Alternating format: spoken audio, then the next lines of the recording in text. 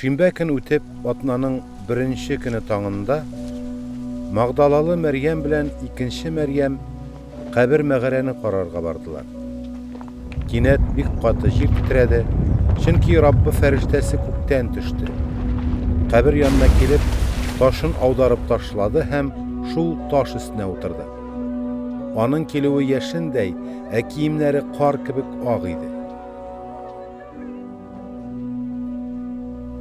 Сакчылар куркуларыннан калтырап, үледәй катып калдылар.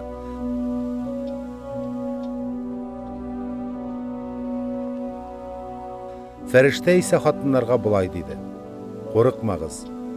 Мин хачка кадакланган Гайсәне эзләвегезне беләм. Ул монда юк. Үзе әйткәндәй, үледән терелтеп торгызылды. Килегез монда. Ул монда яткан иде, карагыз." Тизрәк барып шәкертләренә: "Гайсә үледән терелтеп торгызылды. Ул сездән алда Галилеягә бара торыр. Сез аны шунда күрерсез" дип әйтегез. Мин сезгә шуны әйтер өчен килдем. Хатыннар ашыга-ашыга кабер яныннан киттеләр. Куркып һәм бик нык шатланып, шәкертләренә сөйләргә йөгерделәр.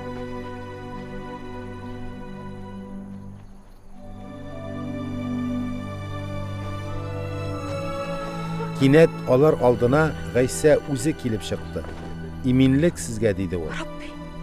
Алар Гайсә янына килеп, аякларын кочаклап, алдында тезләнделәр. Шунда Гайсә: "Курыкмагыз", диде. "Барыгыз, шәкертләремә Галилеягә барырга кушыгыз.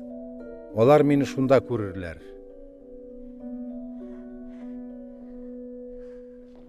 Хатыннар киткәч, кайбер сакчылар шәһәргә барып, баш руханиларга булган бөтен хәлне сөйләп бирделәр. Баш руханилар өлкәннәр белән җыелышып киңәшләшкәч, гаскәриләргә күп итеп акча бирделәр һәм аларга: "Без йоклаганда шәкертләре төнлә килеп, гәүдәсен урлап киткәннәр" дип әйтегез. Бу хәбәр идарәчегә барып җитсә, борчылмагыз, сезнең гаебегез юк, дип без аны күндерә алырбыз, диделәр.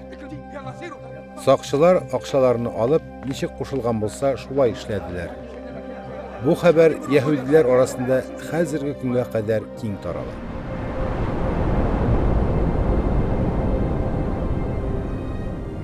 Унбер шәкерт исә Галилеягә, Гайсә барырга кушкан тауга китте.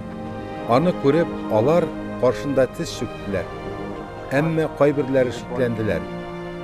Гайсә алар янына килеп болай диде: "Күктә дә, җирдә дә бөтен хакимлек миңа бирелде. Шуңа күрә барыгыз һәм бөтен халыкларны минем шәкертләрем итегез. Аларны Ата, Угыл һәм Изге Рух исеме белән суга чумдырыгыз. Һәм мин сезгә кушканнарның барын да үтәргә өйрәтегез. Шуны белегез: мин дөнья беткәнгә тикле һәр вакыт сезнең белән булам."